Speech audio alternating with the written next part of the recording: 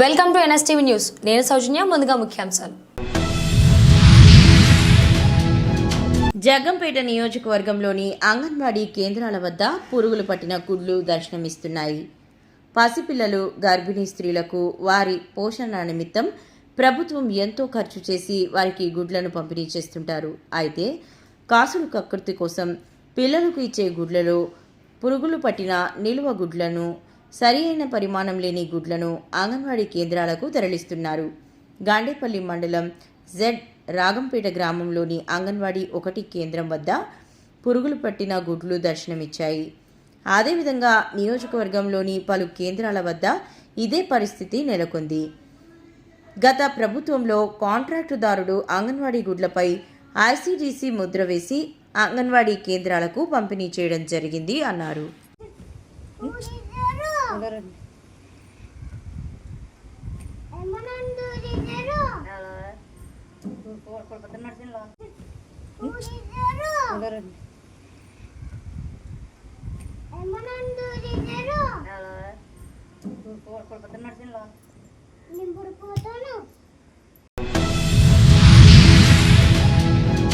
Rotary club of Mangalagiri 2025-26వ సంవత్సరానికి ప్రథమ సేవా కార్యక్రమంగా ప్రెసిడెంట్ ప్రగాఢ రాజశేఖర్ ఆధ్వర్యంలో శ్రీ లక్ష్మీ నరసింహస్వామి గాలిగోపుర పరిసరాలలో సుమారు 1,50,000 విలువ చేసే మొక్కలను మంగళవారం నాటారు.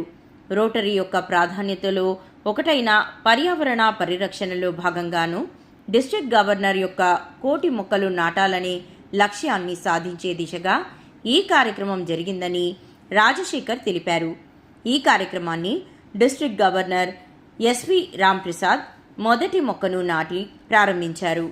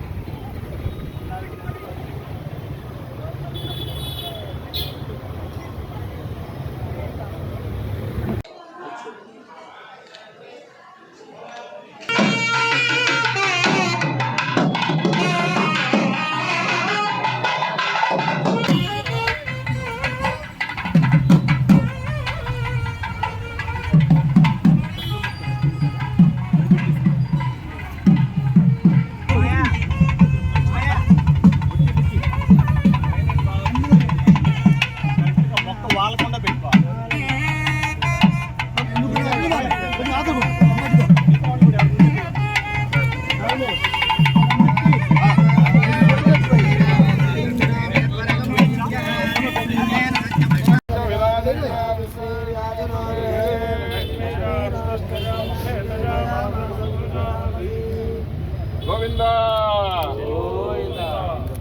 నారాయణాయ నారాయణాయ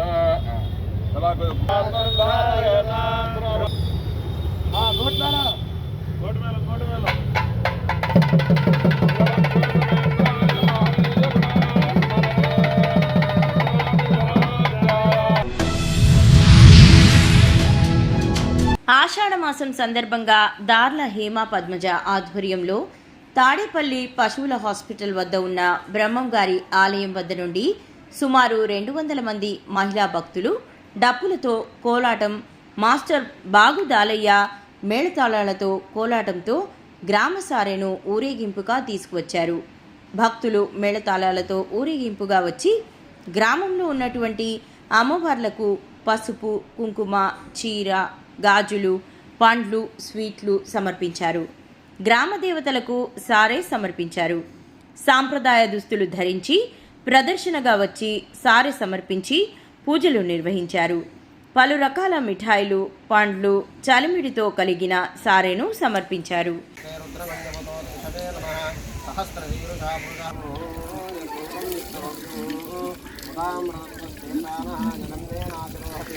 ఏతావానస్తమిహిమానపవ్యాయాగుత్యపూర్ధః ఆరోగ్యేహ భవాత్ పునః తతో దుష్పం చక్రామతు.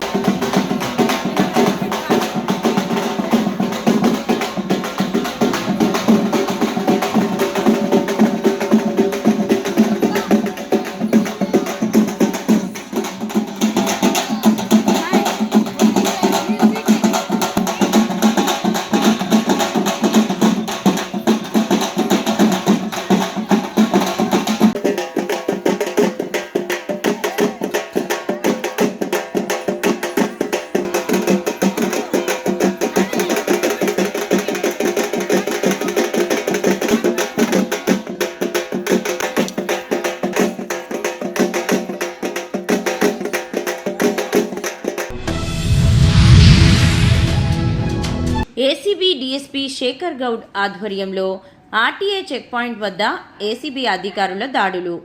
బికనూరు మండలం జంగపల్లి గ్రామ శివారులోని ఆర్టీఏ చెక్ పాయింట్ వద్ద ఏసీబీ అధికారుల దాడులు. చెక్ పాయింట్లో లారీల వద్ద నుండి నేరుగా డబ్బులు తీసుకుంటున్న ప్రైవేట్ వ్యక్తులను రెడ్ హ్యాండెడ్గా పట్టుకున్న ఏసీబీ అధికారులు. ఏసీబీ అధికారుల కళ్ల ముందే డబ్బులు ఇస్తున్న లారీ డ్రైవర్లు.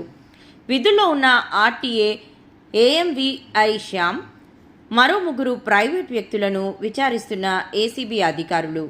చెక్ పాయింట్ వద్ద అధికారికంగా తీసుకుంటున్న డబ్బులను, ప్రైవేట్ ఏజెంట్ల వద్ద దొరికిన డబ్బులను లెక్కిస్తున్న ఏసీబీ అధికారులు.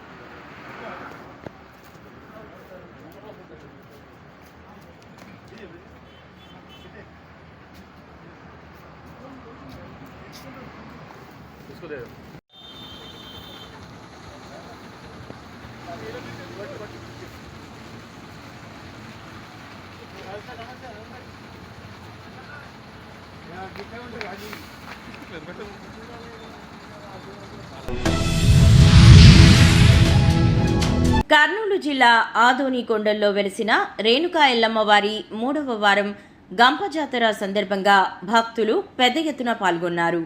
ఇక్కడ దేవాలయానికి వచ్చే రోడ్డు మార్గం చాలా ప్రమాదకరంగా ఉంది. ఒక్కసారి అదుపు తప్పితే పైలోకానికి చేరాల్సింది. ఈ మార్గమున ప్రతిదినం వివిధ గ్రామాల నుంచి 500కు పైగానే ఆటోలు ప్రయాణిస్తాయి. ఏ అధికారులకు చెప్పినా పట్టించుకునే నాథుడే లేకపోయే. దయచేసి ఇప్పుడైనా స్పందించి అధికారులు మరియు ఆదోని ఎమ్మెల్యే ఈ రోడ్డు మార్గమును ప్రహార గోడ నిర్మించాలంటూ వేడుకుంటున్న ఆలయ ధర్మకర్త మరియు భక్తాదులు.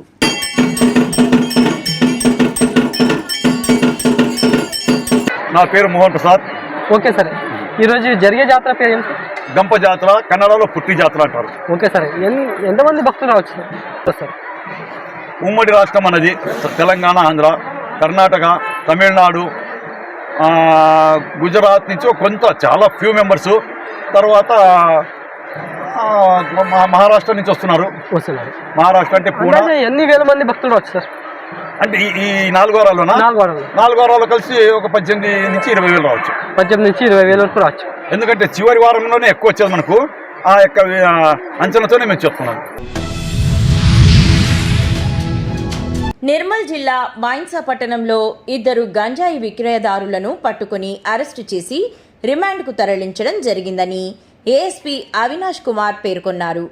మంగళవారం పట్టణంలోని తన కార్యాలయంలో ఏర్పాటు చేసిన విలేకరుల సమావేశంలో 2 గంజాయి విక్రయదారుల అరెస్టు విషయంపై మాట్లాడారు. పట్టణానికి చెందిన షేక్ అహ్మద్ సుల్తాన్ అనే 2 దుండగులు గాంధీగంజ్ సమీపంలో గంజాయి విక్రయిస్తున్నారని పక్కా సమాచారం మేరకు సిఐ గోపీనాథ్, ఎస్ఐ నవనీత్ రెడ్డి సిబ్బందితో కలిసి దాదాపు 2 కేజీల గంజాయిని విక్రయదారులను అదుపులోకి తీసుకున్నారని పేర్కొన్నారు. ఇట్టి వ్యక్తులపై గతంలో సైతం కేసులు ఉన్నాయంటూ తెలిపారు.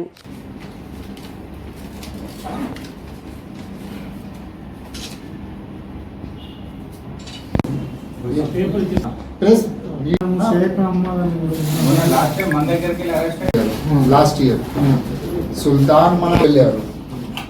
ముందు ఒక 2 నెలల ముందు ఒక 110 కేసు స్టాండ్ నెంబర్ ఇక్కడ అయింది. దాంట్లో వాళ్ళు 2కి పేరు మళ్ళీ చెప్పారు. ఆ కేసులో వాళ్ళు కూడా అక్యూజ్డ్ ఇన్వాల్వ్ ఉన్నారు. మళ్ళీ ఈ రోజు ఒక కొత్త కేసు, థర్డ్ కేసు. చాలా కేసెస్ ఉన్నాయి. మీ దగ్గర ఇన్ఫర్మేషన్ వస్తే, మన పబ్లిక్ దగ్గర ఇన్ఫర్మేషన్ వస్తే మనకు ఇన్ఫర్మేషన్ పంపవచ్చు. కాన్ఫిడెన్షియాలిటీ మెయింటైన్ చేసుకొని దాని మీద యాక్షన్ మేము తీసుకుంటున్నాము. ఫర్దర్ మాకు బేసా రూరల్ మండల్, బేసా గ్రామీణ క్షేత్రం నుండి వేరే ప్లేస్ నుండి ఇన్ఫర్మేషన్ వస్తున్నాయి. దాని మీద కూడా మేము ఫర్దర్ యాక్షన్ తీసుకుంటున్నాము. కరీంనగర్ జిల్లా హుజురాబాద్ నియోజకవర్గం జమ్మికుంట మండలం కోరుపల్లి గ్రామానికి చెందిన బోయిన సమ్మయ్య కోరపల్లి మాజీ సర్పంచ్ మాట్లాడుతూ గత కొంతకాలంగా గ్రామంలో రాజకీయంగా నేనంటే గిట్టని కొంతమంది కలిసి నేను భూమి కబ్జా చేశానని తప్పుగా ఆరోపణలు చేశారన్నారు. ఈ క్రమంలో కోరపల్లిలో తహసీల్దార్ ఆధ్వర్యంలో జరిగిన భూభారతి కార్యక్రమంలో బ్యానర్ పట్టుకుని నాపై అసత్యపు ప్రచారం చేశారు. కానీ దొంగే దొంగ దొంగ అని అన్నట్లుగా బ్యానర్ ప్రదర్శించిన వాళ్లే భూ కబ్జాలకు పాల్పడ్డారు. వాళ్ళు అన్ని వివరాలు సోమవారం ప్రజావాణిలో కలెక్టర్కి ఇవ్వడం జరిగింది. మండలం తహసీల్దార్ కార్యాలయం నుండి సమాచార హక్కు చట్టం ప్రకారం వాళ్ల కబ్జాల భాగోతం వెలికి తీయడం జరిగింది అని తెలిపారు. నమస్కారం, నా పేరు బోయిన సమ్మయ్య, కోరపల్లి గ్రామ మాజీ సర్పంచ్ని. నాపై గత కొంతకాలంగా గ్రామంలో రాజకీయంగా నేనంటే గిట్టని కొంతమంది కలిసి నాపై భూములు కబ్జా చేశానని తప్పుడు ఆరోపణలు చేస్తున్నారు. ఈ క్రమంలో భూభారతి కార్యక్రమంలో కోరపల్లి జరిగే క్రమంలో తహసీల్దార్ గారి ముందు ఓ బ్యానర్ పట్టుకొని నేను భూ అక్రమాలకు పాల్పడిందని నాపై ఆరోపణలు చేస్తూ బ్యానర్ ప్రదర్శించింది. కానీ నాపై బ్యానర్ ప్రదర్శించిన వాళ్ళే భూ కబ్జాలకు పాల్పడింది. వాళ్ళ అన్ని వివరాలు నేను ఈ రోజున సోమవారం ప్రజావాణిలో జిల్లా కలెక్టర్ గారికి ఫిర్యాదు చేసిన వాటి ప్రూఫ్స్ కూడా అదే ఎంఆర్ఓ ఆఫీస్ నుండి సమాచార హక్కు చట్ట ప్రకారం తీసుకున్నా. ఇక్కడ పాస్టర్ అనిల్ కుమార్, ఇతను మా గ్రామానికి 6 సంవత్సరాల కిందనే పాస్టర్గా వచ్చిండు. కానీ 20 సంవత్సరాల కింద చనిపోయిన వ్యక్తి నాకు భూమి రాసిచ్చిండు అని ఒక పేపర్ సృష్టించుకున్నాడు. ఇది నారాయణరావు గారు రాసినట్టు తయారు చేసుకున్నాడు. కానీ నారాయణరావు గారు రైటింగ్ ఇది గ్రామంలో అందరికీ తెలుసు. ఇది వాళ్ళ చర్చి ముందు బహిరంగ విచారణకైనా సిద్ధం. అలాగే 969/B 5 గుంటలు భూమి రాయించుకొని 968 మా తల్లిగారి భూమి పైకి వచ్చుకుంటా ఇతను అమాయకులైన క్రైస్తవ మతానికి చెందిన కొంతమందిని వెంట వేసుకొని ఎప్పుడు రోడ్డు పైకి వచ్చి ధర్నాలు చేస్తూ ఈ రాజకీయంగా నాకు గిట్టని వాళ్ళ గ్రూప్ తోటి ఎప్పుడు నా మీద ఆరోపణలు చేస్తున్నాడు.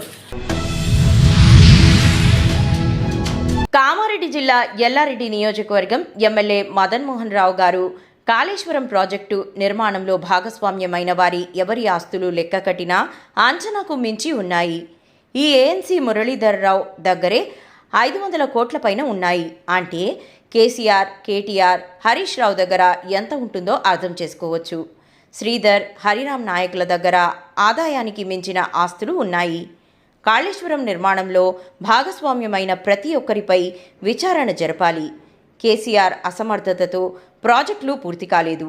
బీఆర్ఎస్ ప్రభుత్వంలో 10 ఏళ్లు ఇరిగేషన్ శాఖను కేసీఆర్, హరీష్ రావే చూశారు. దోపిడీదారుల ఆస్తులు జప్తు చేసి పేద ప్రజలకు పంచాలి. ఎమ్మెల్యే మదన్ మోహర్ గారు తెలిపారు. గ్రంథాలయ రాష్ట్ర చైర్మన్ రియాజ్ గారు, విద్యావంతులు డాక్టర్ గారు, నాతో పాటు సీనియర్ నాయకులు లింగగౌడ్ గారు, డాక్టర్ శంకర్ గారు, బసవయ్య గారు, మరి Gandhi Bhavan electronic and print media మిత్రులందరికీ, ఈరోజు మిత్రుడు రియాజ్ గారు చెప్పినట్టు గత 10 సంవత్సరాల్లో తెలంగాణ గురించి కొట్లాడి తెలంగాణ తీసుకొచ్చినామని చెప్పేసి ఏదైతే పెద్ద మనుషులు చెప్పుకుంటున్నారో, ఈరోజు కూడా హరీష్ రావు, కేసీఆర్, మరి కేటీఆర్, మరి కవిత అయితే మనకు తెలిసిన స్టోరీ. ఈరోజు పొద్దున పేపర్లో చూస్తే పోయిన 10 సంవత్సరాల్లో కాళేశ్వరం ప్రాజెక్టులో పనిచేసిన ఈఎన్సీ మురళీధర్రావు గారు, ఆయనను అరెస్ట్ చేస్తే ఏసీబీలో అవినీతి జరిగింది, మరి ఎక్కువ అక్రమాస్తులు సంపాదించిందని చెప్పేసి ఒక కంప్లైంట్ తోని ఏసీబీ తీసుకుంటే మనకు తెలిసిన సమాచారం ప్రకారం సుమారు 500 కోట్ల ఆస్తులు ఈరోజు బయటపడ్డాయి. అంటే ఒకటే రోజు ఇంకా చాలా జరగాల్సి ఉందని, ఇంకా దాడులు జరగాల్సి ఉన్నాయని చెప్తా ఉన్నారు. మరి మోకిలల ఒక 6,500 గజాల, మరి కొండాపూర్లో వివిధ ప్రాంతాల్లో వాళ్ళ కుమారుని దగ్గర మరి ఇట్లాంటి ఆస్తులు ఎన్నో మనకి ఇలా బయట చూస్తే. జిల్లాల్లో భారీ వర్షాలు, వరదలు సంభవించినప్పుడు ఎలాంటి ఆస్తి, ప్రాణ నష్టం జరగకుండా ప్రజలను అప్రమత్తం చేయాలని జిల్లా కలెక్టర్ అభిలాష అభినవ్ ఎన్డీఎఫ్ఆర్ బృందాలకు సూచించారు. బుధవారం చింద్రోలి సమీపంలో మైనారిటీ పాఠశాలలో ఎన్డీఆర్ఎఫ్ బృందం విపత్తు నిర్వహణ శిక్షణ కార్యక్రమాలు, సహాయక చర్యలు, ప్రజల్లో అవగాహన కల్పించే విన్యాసాలను కలెక్టర్ పరిశీలించి బృందాల పనితీరును అభినందించారు. వారి వద్ద ఉన్న ఆధునిక పరికరాలు, వాటి వినియోగం గురించి అధికారుల నుండి వివరాలు తెలుసుకున్నారు. इसकी मदद से हम इसकी जो कोई तार और ये रोप है 45 मीटर और इसकी कैपेसिटी लगभग 10 टन की करीब है, जो अपने आप में 10 टन तक आपको कवर 8 or 10 people क्या 10 people लोग 10 कुंटल 10 लोग 10 कुंटल और इसका कंप्लीट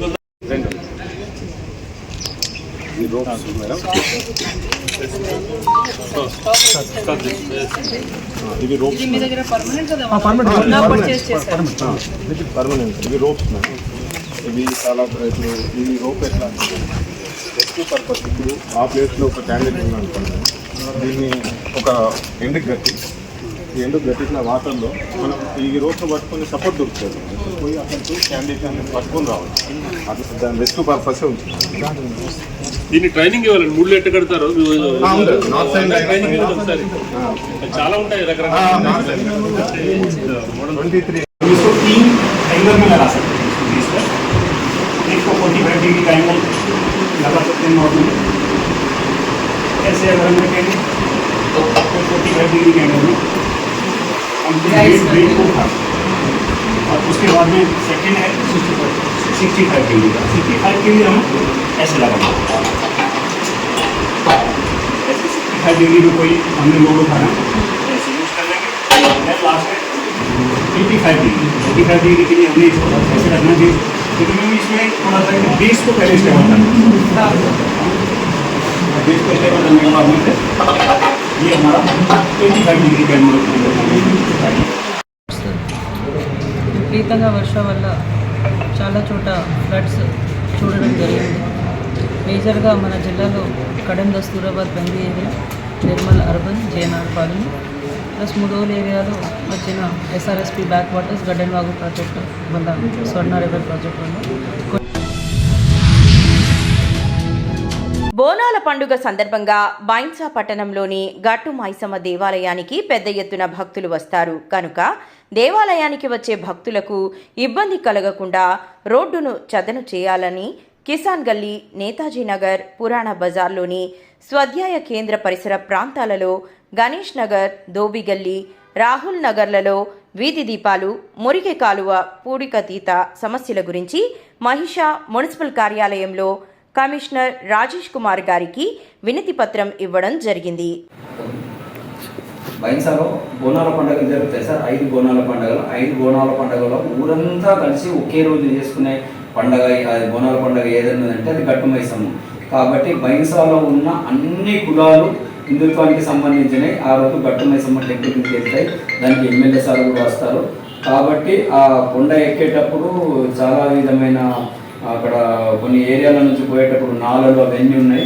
వీటి మేము పూజకు పోయేటప్పుడు అవి అలానే తొక్కుకుంటా పోకుండా ఉండడానికి ఆ ఒక నాల ప్లస్ రోడ్ ఎక్కడానికి ఆ మూరము అన్నీ కొంచెం పారిశుద్ధ కార్యక్రమంతో క్లియర్ చేయించాలా. అవసరమైతే మీరు ఒకసారి విజిటింగ్ చేయాలని చెప్పి మేము కోరడం జరిగింది.